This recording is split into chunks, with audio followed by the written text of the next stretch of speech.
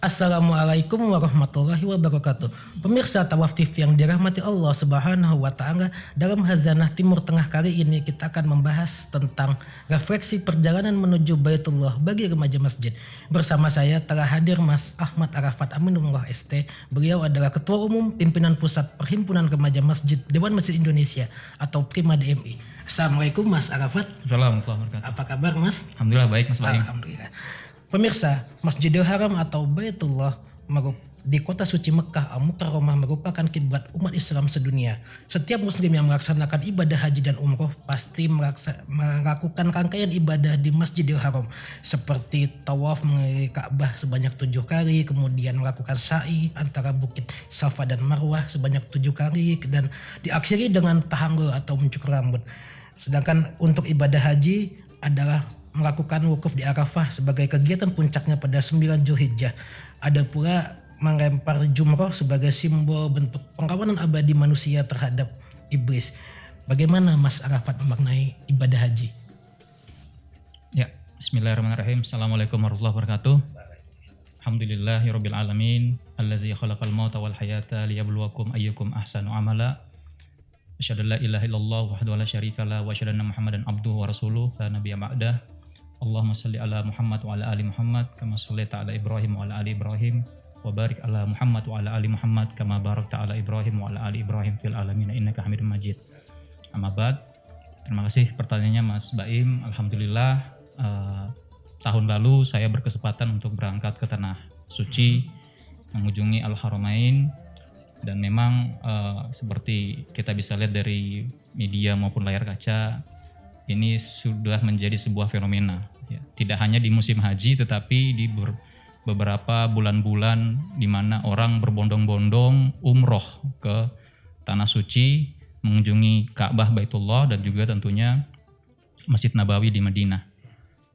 Ini sebuah pengalaman yang sangat berkesan, dan khususnya ini adalah pengalaman yang pertama bagi kami pribadi, dan di situ kita bisa melihat begitu banyaknya umat Islam dari seluruh dunia datang dari berbagai penjuru dengan berbagai status sosial yang mereka miliki, dengan berbagai macam latar belakang profesi, bangsa, bahasa, dan lain-lain, ikut dalam sebuah konferensi besar umat Islam, ikut dalam sebuah ritual yang sudah ada selama berabad-abad, yaitu tawaf, ya, mengelilingi Ka'bah Baitullah dan berbagai rangkaian-rangkaian dalam ibadah umroh tersebut. Ini merupakan sebuah rihlah spiritual, ya, wisata spiritual yang memang bagi kita khususnya generasi milenial yang memiliki banyak masalah-masalah kehidupan dan lain-lain gitu ya, ini adalah sebuah getaway yang sangat bagus untuk mengisi diri kita, merecharge kondisi spiritual kita, sehingga sekembalinya dari tanah suci kita bisa memperoleh perspektif baru, pengalaman-pengalaman yang lebih mencerahkan, dan tentunya menyiapkan kita untuk menghadapi kehidupan setelahnya. Saya pikir demikian sebagai pembuka. Baik, Mas Arafat, kalau kita terbang dari Indonesia menuju Jeddah itu atau ke Madinah, itu kan membutuhkan waktu sekitar 10 jam atau kurang lebih 9,5 jam lah. Menurut Mas Arafat, ada nggak keterkaitan antara ibadah haji dan umroh dengan kegiatan di remaja masjid misalnya atau di Prima DMI, seperti apa? Bagaimana Mas memandangnya? Atau juga memaknai perjuangan Nabi Ibrahim dalam ketika beliau mendirikan Baitullah Ka'bah, hingga Nabi Ismail juga dan istrinya beliau Siti Hajar. Bagaimana Mas Arafat? Iya, pertama saya melihat remaja masjid tentu merupakan bagian tidak terpisahkan dari umat Islam. Remaja masjid hadir untuk ikut menyemarakkan masjid, ya. Kalau dari bahasa Pak JK kan dimakmurkan masjid. selama ini kalau kita lihat di negeri kita sendiri, kegiatan remaja masjid memang juga lebih banyak terpaku pada yang berputar pada perayaan hari besar Islam, kemudian kegiatan-kegiatan seni budaya dan lain-lain. Sementara ketika kita mencoba sedikit berefleksi dalam sebuah perjalanan dari Jakarta ke Mekah misalnya melalui Jeddah, kita kan sudah berbicara satu hal, kita memiliki yang namanya tujuan. Ada heading gitu, ada heading di mana kita menuju sebuah tempat yang akan kita tuju. Nah, terlepas dari berbagai macam niat, agenda, kemudian apa yang akan kita lakukan di sana, tentunya tidak akan kita sampai pada tujuan tersebut tanpa melalui perjalanan yang kita mesti laluin.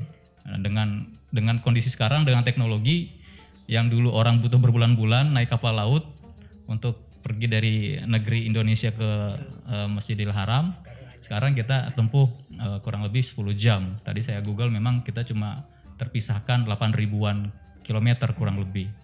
Nah, tapi kadang perjalanan itulah yang berkesan.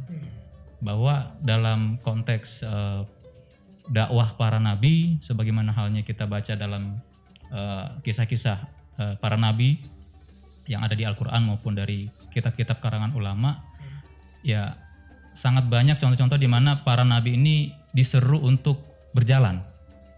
Nabi Muhammad SAW diseru untuk berhijrah dari Mekah ke Madinah. Nabi Yakub itu terkenal dengan sebutan Israel, orang yang suka berjalan pada malam hari. Dan termasuk Nabi Ibrahim alaihissalam. Beliau berdakwah di satu tempat, kemudian ketika anaknya yang ditunggu-tunggu Nabi Ismail alaihissalam baru saja lahir, beliau sudah mendapat perintah untuk menempatkan istri dan anaknya, yaitu Siti Hajar dan anaknya Nabi Ismail ke Bakkah, Mekah saat itu. Yang saat itu belum menjadi apa-apa. Bayangkan kalau kita sekarang saat ini ya, disuruh pergi ke sebuah pulau yang tidak berpenghuni gitu kan. Dan kita disuruh untuk meninggalkan orang yang kita sayangin di tempat tersebut. Tanpa pemahaman transendental keimanan bahwa ini adalah sebuah perintah agama, tentu hal ini akan menjadi sebuah perintah yang tidak akan kita bisa jalankan dengan mudah. Jadi saya pikir pertama poinnya adalah kita harus punya heading dalam kehidupan ini. Kita harus bisa tahu kemana arah kita menuju. Tujuan kita ya. Kemana tujuan kita. Dalam konteks spiritual keagamaan mungkin kita bisa bilang tujuan kita adalah kembali kepada Allah. Tapi jalan apa yang kita mesti tuju?